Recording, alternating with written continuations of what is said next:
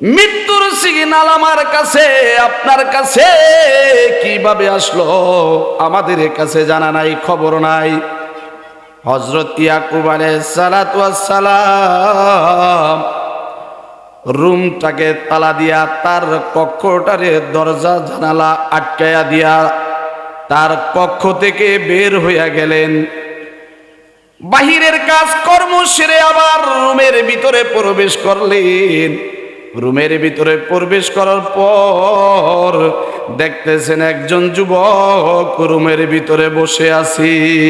ইয়াকুব আলাইহিস সালাম অবাক হয়ে গেল, ঘটনা কি?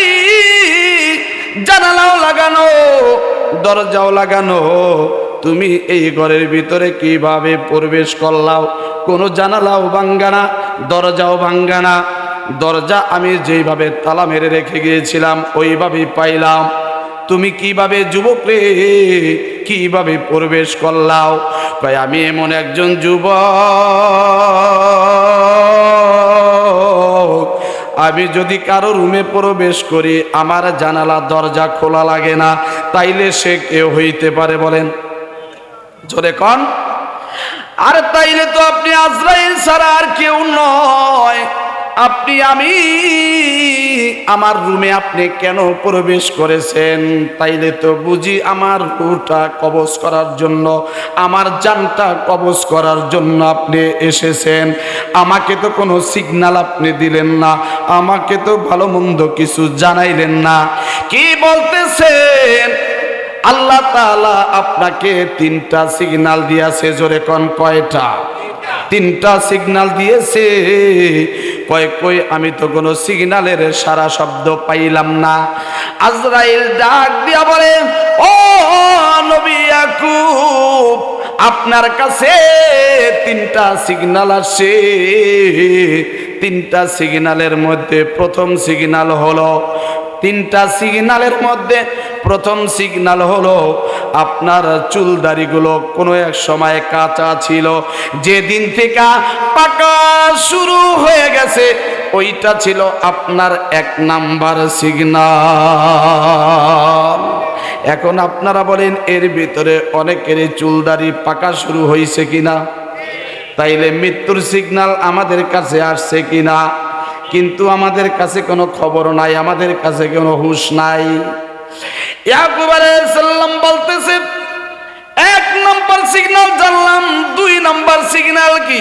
ভাই দুই নাম্বার সিগন্যাল, যুবক বয়সে আপনার সারা শরীরটা বড় টান টান ছিল, টলমল করছে আপনার শরীরটা। যেদিন থেকে আপনার শরীরের চামড়াগুলো ঘোষ পড়া শুরু হয়ে গেছে ওইটা হইল আপনার দুই নাম্বার সিগন্যাল। ভাই তিন নাম্বার সিগন্যাল কি? তিন নাম্বার সিগন্যাল কয় আপনি আপনার যেদিন থেকে দাঁত পড়া শুরু হয়ে গেছে, আপনার মুখের ভিতরে আমার আল্লাহ 32টা দাঁত দিয়েছিলেন, যেদিন থেকে আপনার দাঁতগুলো পড়া শুরু হইল ওইটা আপনার তিন নাম্বার সিগন্যাল। আমি বলতে চাই রে মুসলমান, এই তিন নাম্বার সিগন্যাল পর্যন্ত আমাদের অনেকের কাছে এসে গেছে কিনা? তারপরেও আমাদের কাছে কোনো হুঁশ নাই,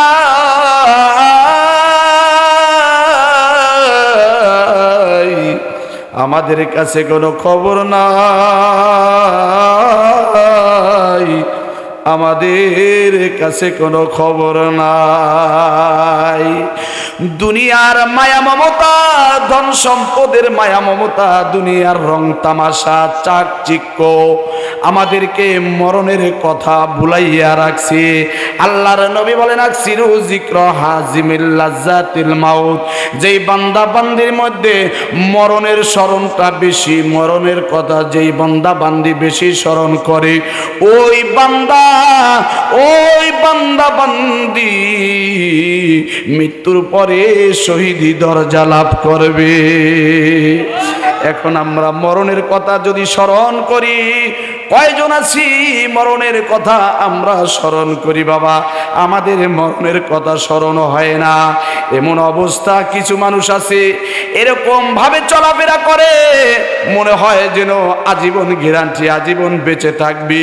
হক হালালের কোনো তমিজ নাই, মানুষের অধিকারের কোনো খেয়াল নাই, যা পায় তাই খায়, যার সামনে আসে তাই ধরে। আহারে এইটুকু খবর নাই ভালো মন্দর হিসাব একদিন আল্লাহর দরবারে হবে, এই খবরটা আমাদের অনেকের কাছেই নাই। ঠিক না বেঠিক? এ মুসলমান ভাইরা রে আমার, কার জন্য কি করো? আজকে যদি তুমি মৃত্যুর বিছানায় পড়ে যাও, মৃত্যুর বিছানায় শুয়ে পড়ো, সাকরাতুল মাউত শুরু হয়ে যায়, মৃত্যুর যন্ত্রণা শুরু হয়ে যায়। তোমার 3টা ছেলে, 2টা ছেলের ডাক্তার বানাইছো একজন, ইঞ্জিনিয়ার বানাইছো একজন, আর একজনকে দিয়েছো মাদ্রাসায় কোরআন পড়ার জন্য, ছোট বাচ্চাটাকে। বাবা মৃত্যুর বিছানায় শুয়ে গেছে, মা ফোন দিয়ে বলতেছে, বাবারে তুই কই রে? তাড়াতাড়ি যদি তোর বাবারে এক নজর দেখতে চাস, কালকে সকালবেলা ফার্স্ট ট্রিপে চলে আসবা। বাবারে যদি জীবনের শেষ দেখা দেখতে চাও, যদি জীবনের শেষ দেখা দেখতে চাও, শেষ একটা কথা বলতে চাও, কালকে সকালবেলা ফার্স্ট ট্রিপে চলে আসবা। তোমার বাবার অবস্থা বেশি ভালো না, ডাক্তার ছেলে চলে আসছে, ইঞ্জিনিয়ার ছেলেও চলে আসছে, আসার সময় ফরমালিন মুক্ত আঙ্গুর নিয়ে আসছে, আনার নিয়ে আসছি। আসার পর বেলান্ডার করিয়া বাবার সামনে 1 গ্লাস জুস রেডি করিয়া দিয়েছে। বাবারে আমি তোমার ডাক্তার ছেলে আসছি, ইঞ্জিনিয়ার ছেলে বলতাছে, বাবা আমি তোমার ইঞ্জিনিয়ার ছেলে আসছি। বাবা ডাক দিয়া কয়, বাবা রে আমি বুঝতে পারছি তোরা আসছস, কিন্তু আমাকে যে ফলের শরবত আমাকে খাওয়ার জন্য পিড়াপিড়ি করতেছো, এই ফলের জুস খাওয়া ক্ষমতা আমার নাই। সাকরাতুল মাউত শুরু হয়ে গেলে, নাফরমান বান্দার মৃত্যুর যন্ত্রণা শুরু হয়ে গেলে, আজরাইলের সঙ্গে 500 গজবের ফেরেশতা সে তাকে কষ্ট দেওয়ার জন্য, তাকে কষ্ট দেওয়া শুরু হয়ে গেছে। এ ডাক্তার ছেলে, ইঞ্জিনিয়ার ছেলে, আমাকে কেউ বুকের উপরে চাপ দিয়া ধরছে, কোন ফেরেশতা গলার উপরে চাপ দিয়া ধরছে। এই জুস যদি আমি খাই আমি গিলতে পারবো না, সেই ক্ষমতা আমার নাই। আমার হাতের ভিতরে চাপ দিয়া হাড্ডি গুড্ডিগুলো ভেঙে দেয়, আমার পায়ের ভিতরে চাপ দিয়া মনে হয় হাড্ডি গুড্ডিগুলো ভেঙে দিতাছি।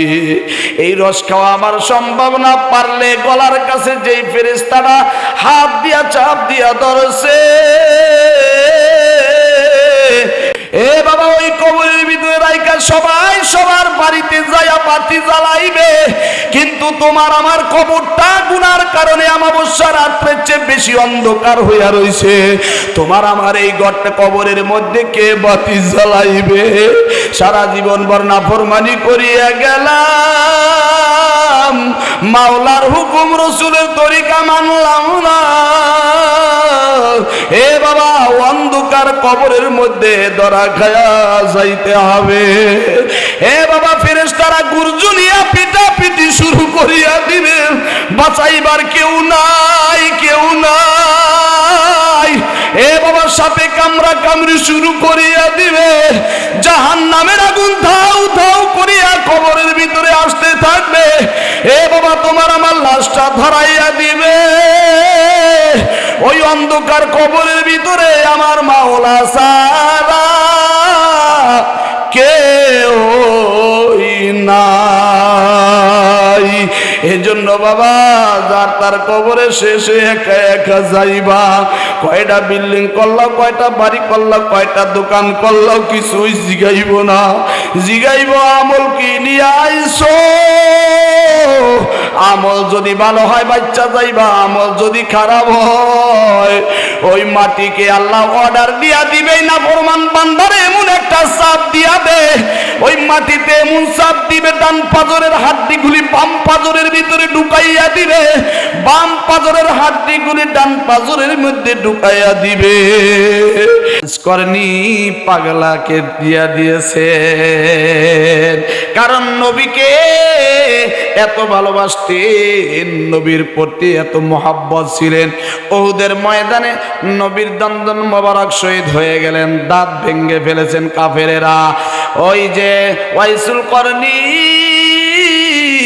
ওই পাগলায় শোনা মাত্র হাতুর দিয়া পিটিয়ে পিটিয়ে, আমার নবীর মুখে দাঁত নাই, আমি ওয়াইসুল করনির মুখে দাঁতের দরকার নাই। মোহাব্বত কাহাকে বলে? আমরা তো কথায় কথায় মুখে মুখে মোহাব্বত। এজন্য আমি যেই কথা বলতেছিলাম, হাসুরের ময়দানে কঠিন মুসিবতের দিনে আমার আল্লাহ আমল নামা দেওয়ার পরে গরিব মানুষগুলো আমল নামাটা হাতে পাইয়া খুশিতে আত্মহারা হয়ে যাবে। আল্লাহ গো, জীবনে আমি হজ করি নাই, যাকাত দেই নাই, দান করতে পারি নাই, গরিব ছিলাম, অসহায় ছিলাম, মানুষকে দেওয়ার মন আছিল, দিতে পারি নাই। অনেকের দেওয়ার মন আছে কিন্তু সম্পদ নাই, ঠিক কিনা জোরে কর? অনেকের কিন্তু মন আছে কিন্তু দান করার মতো তৌফিক নাই। আল্লাহ রাব্বুল আলামিন বলেন, বান্দারে তুই এতটুকু মন মানসিকতা আমি বুঝতে পারছি, তোরে যদি আমি ধন সম্পদ দিতাম, তোরে যদি আমি অর্থ সম্পদের মালিক বানাইতাম, আমি জানি তুই অনেক দান করতি, তুই বারবার হজে যাতি, নবীর জিয়ারত করতে যাতি, যাকাত দিতি, আমি এটা বুঝতে পারছি।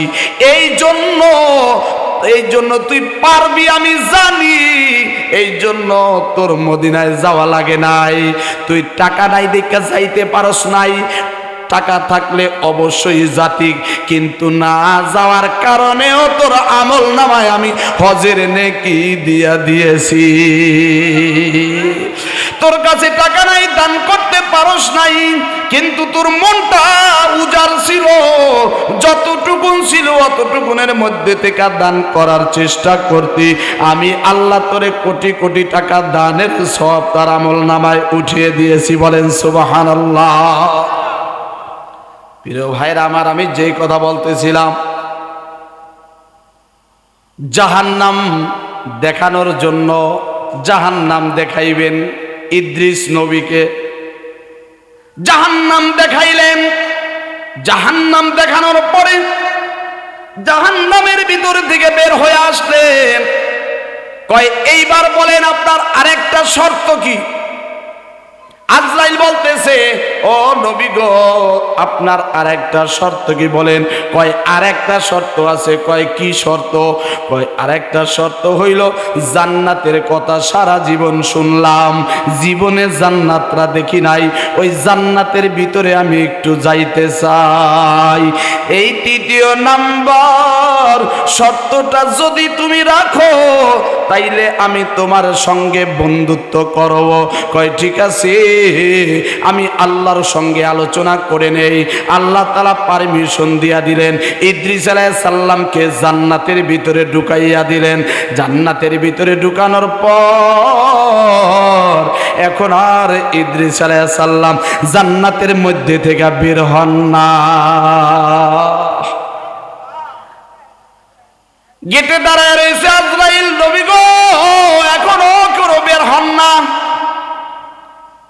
মৃত্যু হয়ে গেল, কিছুক্ষণের মধ্যেই রূহ দিয়া দিলাম, জাহান্নামের ভিতরে দিলাম, কিছুক্ষণ পরে বের হয়ে গেলেন, কিন্তু জান্নাতের ভিতরে ঢোকার পরে কেন বের হন না? ঘন্টার পর ঘন্টা চলে যায়, ইদ্রিস আলাইহিস সালাম বের হইতেছে না। ডাক দিয়া বলতেছে, নবী গো কেন বের হন না? কয় কেন বের হব? জান্নাত থেকে কি বের হয়নি মানুষ? বলেন আল্লাহু আকবার। আজরাইল, আমার আর একটা প্রশ্নের উত্তর দাও, মানুষের মরণ হয় কয়বার? আপনারা বলেন কয়বার? আজরাইল রে ঠেকাই দিতেছে কেমনে? আজরাইল রে, মানুষের মরণ হয় কয়বার? কয় একবার। কয় আমারে তাইলে একবার মরণ দিছনি? কয় হ্যাঁ দিছি। কয় মানুষ জাহান্নামে যায় কয়বার? কয় একবার। কয় একবার যদি বের করে জাহান্নামের মধ্যে থেকে আবার দেয়নি? কয় না। কয় জান্নাতে দেয় কয়বার? কয় একবার। কয় জান্নাত থেকে কই যায় মানুষ? কয় কোথাও যায় না। জান্নাতে যদি ঢোকে আর কোথাও বের হইতে হয় না। কয় তাইলে আমার তিনটাই হয়ে গেছে, এখন আমি আর জান্নাতের মধ্যে থেকে বের হব না। এখন যদি তুমি পারো জান্নাতের ভিতরে আসো, তোমার সঙ্গে বন্ধুত্ব হবে আমার জান্নাতের ভিতরে। আল্লাহু আকবার। হ্যাঁ, কৌশল এটা, ইদ্রিস আলাইহিস সালামের কৌশল ছিল এটা। এটাকে বলা হয় শখের মৃত্যু। এ মুসলমান ভাইরা রে আমার, এজন্য আপনার আমার মৃত্যুটা কিন্তু এরকম কইলেই হবে না। আজরাইলে আপনার সঙ্গে আমার সঙ্গে দেখা করতে হবে না। আমাদের তো হুশই থাকবে না, আজরাইলে হুশ থাকবে নি, কথা কয় না। মানুষ যে সকল বান্দাগুলা নাফরমান বান্দা, ওই সকল মানুষগুলোর কাছে যেই সময় আজরাইল আসে, লোকটা এরকম মৃত্যুর বিছানায় পড়িয়া যায়। বিছানায় পড়ে যাওয়ার পরে তার সাকরাত শুরু হয়ে যায়, মৃত্যুর কষ্ট শুরু হয়ে যায়। এই ইদ্রিস আলাইহিস সালামের কাছে প্রশ্ন করা হয়েছিল, তোমাকে তো মৃত্যু দেওয়া হয়েছে, মৃত্যুকে তুমি কেমন কষ্ট ভোগ করছো? কয় একটা জীবিত বকরিকে, জীবিত খাসিকে আম গাছের সঙ্গে টানায়া, যদি কোনো গাছের সঙ্গে টানায়া যদি জীবিত খাসিটাকে মাথা থেকে চামড়াটা খসায়া এক টান দিয়া যদি নাভি পর্যন্ত নিয়ে আসি, ওই বকরিটা যত কষ্ট পায়, দ্বিতীয় টানটা দিয়া যদি চামড়াটাকে আলাদা করিয়া দেয়, তাইলে এই খাসিটা যতটুকু কষ্ট পায় তার চেয়ে বেশি কষ্ট মৃত্যুর যন্ত্রণা। এ মুসলমান ভাইরা রে আমার, বাবাজিরা আমার, এই জন্য আমি বলতে চাই, মৃত্যু আসার পূর্বে আমাদের খাঁটি মুমিন মুসলমান হয়ে যাওয়া উচিত। সকলেরই মৃত্যুর স্বাদ গ্রহণ করতে হবে। আজরাইল মালাকুল মউত সেই সময় নাফরমান বান্দার কাছে আসি, ওই সময়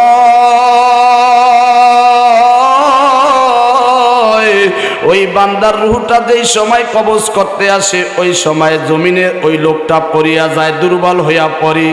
তার চক্ষু দুইটা শুধু চালু থাকে আর সব কিছু বন্ধ হইয়া যায়। ওখানে যা যা ঘটবে সেই শুধু দেখতে পাইবে, দুনিয়ার আর কোনো মানুষ দেখতে পাইবে না। আহারে, আজরাইল এরকম ভয়ানক সুরত ধরিয়া আসে। আজরাইল কাছে আসার পর ওই মুমূর্ষু ব্যক্তির নজরটা আজরাইলের দিক চলিয়া যায়। আজরাইলের দিক নজর দিয়া দেখে আজরাইলের পাও রইছে জমিনে আর মাথা রইছে আসমানে। এত বড় দানবার কোনদিন দেখি নাই। আজরাইল আলাইহিস সালামের গায়ে বড় বড় পশম থাকবে, ওই পশমের গোড়া দিয়ে আগুনের ফুলকি বের হইতে থাকবে।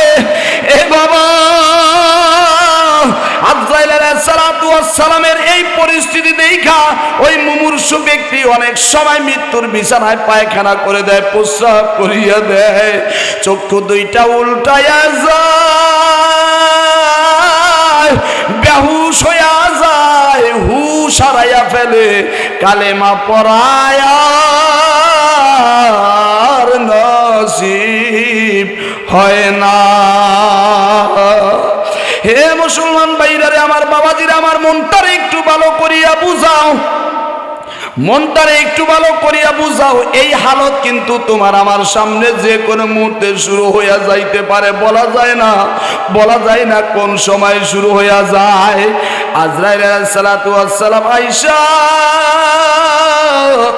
সিনার উপরে থাবা মারিয়া রুহুটারে কষ্ট দিয়া দিয়া কলিজার রগগুলি সিরিয়া সিরিয়া রুহুটারে বের করবে। এ বাবা, রুহুটারে নিয়া চলিয়া যাইবে, তোমার আমার দেহখানা জমিনে নিথর দেহ পড়িয়া রইবে। আহারে, তোমার আমার সন্তানগুলো কই? আব্বা আব্বা বলিয়া ডাকবে, আরে আত্মীয় স্বজনেরা প্রলোভ করিয়া কানবে।